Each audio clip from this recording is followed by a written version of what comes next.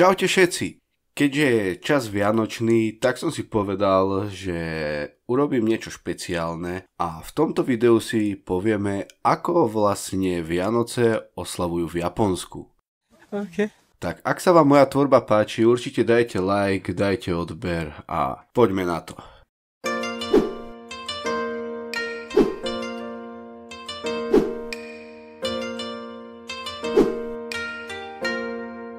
Oslava Vianoc prebieha len niekoľko desaťročí, a to vplyvom západnej kultúry a trošku sa líši od osláv v iných krajinách. Ale vlastne cieľ je ten istý. Roznášať šťastie a lásku. V Japonsku sú Vianoce časom pre páry a priateľov, aby sa stretávali a zabávali. Takže vlastne, ak ste nejaký človek, ktorý nemá priateľov ani žiadnu lásku alebo rodinu, tak budete sa tam cítiť asi dosť odstrčený. Oh no.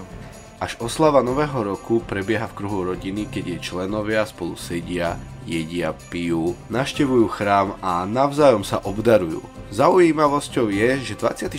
december v Japonsku je považovaný za najromantickejší deň v roku. Čiže vlastne, ak som hovoril, ak už nemáte partnera v Japonsku v tomto období, sa budete cítiť ako si veľmi zvláštne. Japonské páry si zvyknú rezervovať večere v romantických reštauráciách, obchody predávajú romantické vianočné darčeky a ulice sú ozdobené tak, aby doplnili vianočné romantické chvíle. Ako som spomenul, Vianoce sú v Japonsku skôr oslavou šťastia a lásky ako náboženským sviatkom. A u nich ide celkom o bežný pracovný deň, ale aj Japonci si ponechávajú veľmi zaujímavé tradície spojené s týmto sviatkom. Špecifický je typický vianočný koláč alebo inak kurimasu keki, ktorý dostanete iba na Vianoce na každom rohu miest Japonska. Ide o ľahký dezert naplnený nadýchaným krémom a polevou a ozdobený kúskami jahod. Ježiš, ten by som si dal. Koláč je ale populárny aj počas napríklad oslav narodenín, keďže je symbolom prosperity a odkaz, ako Japonsko dokázalo vstať z ruín po skončení druhej svetovej vojny. Vianočný koláč nie je jediné špecifikum, samozrejme. Je ním aj sieť rýchleho občerstvenia KFC. Táto tradícia je jedna z najposvetnejších a skutočne odzrkadľuje ducha Vianoc v Japonsku. Absolútne toto nezávidím zamestnancom KFC. Dopyt po kuracom menu je taký veľký, že prevádzky príjmajú objednávky už 6 týždňov pred Vianocami a státie v radoch pred reštauráciou trvá počas Vianoc až niekoľko hodín. Za mňa je toto nočná mora všetkých zamestnancov fast foodu alebo gastronomických podnikov. Ale ako to vlastne celé začalo? Presuňme sa do roku 1917, keď sa manažérom jednej z japonských prevádzok stal Takeshi Okawara. Keď začul cudzincov, ktorým chýbal počas Vianoc domov, prišla mu na rozum myšlienka slávnostného balenia, ktoré by sa predávalo na Vianoce. V roku 1974 zahájilo KFC v Japonsku veľkú národnú vianočnú reklamnú kampaň s úspechom, ktorý trvá dodnes. Napriek tomu, že KFC nie je lacné, je to príležitosť pre priateľov a rodiny večerať a byť spolu. K Vianociam v Japonsku neodmysliteľne patrí dekoratívne pouličné osvetlenie. Celá krajina sa zmení na miesto čarovných svetielok. Nie sú ozdobené len ulice, ale aj nákupné centrá, reštaurácie, vlakové stanice a kultúrne či historické inštitúcie. Skoro vlastne ako u nás, hej.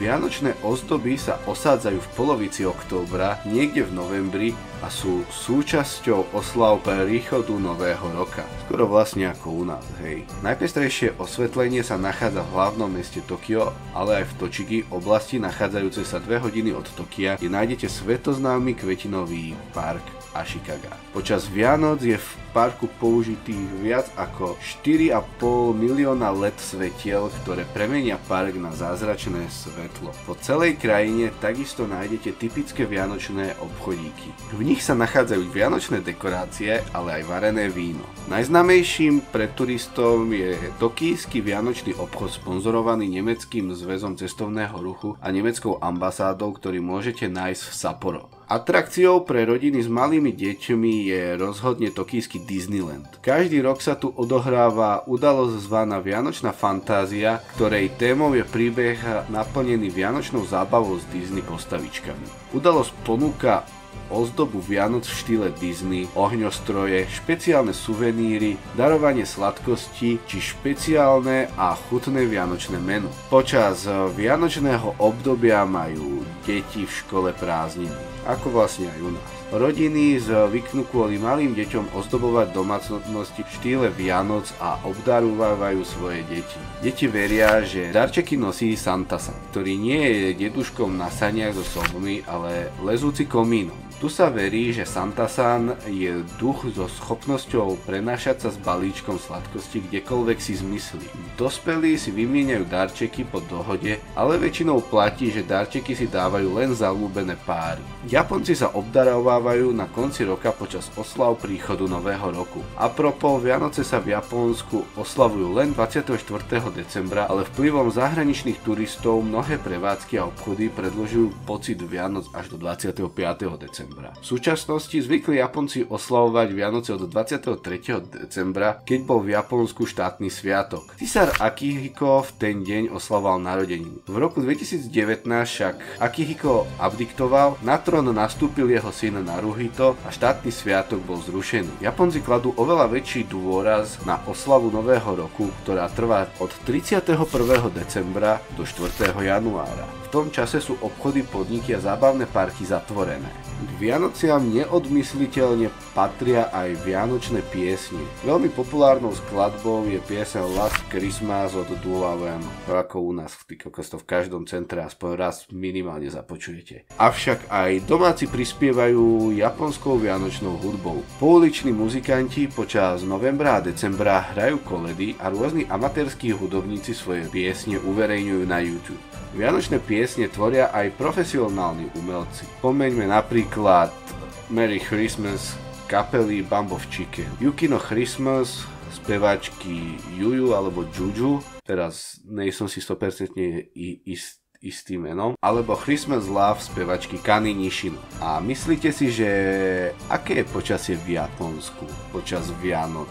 Že by bol sneh, zima alebo tak? Nie. Je väčšinou slnečné a suché. V severnom Japonsku sa môžu vyskytnúť snehové prehánky, čo veľmi silno doplňa atmosféru Vianoc. Domáci, ale aj turisti v tomto období využívajú kúpele onsens alebo lyžovanie v japonských Alpách. Atrakcie v mestách bývajú počas vianočných sviatkov celkom plné, takže vlastne treba sa obrniť dávkou trpezlivosti. Vo všeobecnosti sú však vianočné sviatky časom lásky a šťastia. Tak to by bolo aj na dnes všetko. Tak ak sa vám toto vianočné video páčilo, určite dajte like, dajte odber, však stojí vás to fakt sekundu vášho času a mne tým naozaj pomôžete. Ak chcete, aby tento kanál rástol, určite toto alebo nejaké z mojich videí zdieľajte. Tak, majte sa krásne, napíšte básne a samozrejme prajem pekné prežitie sviatkov.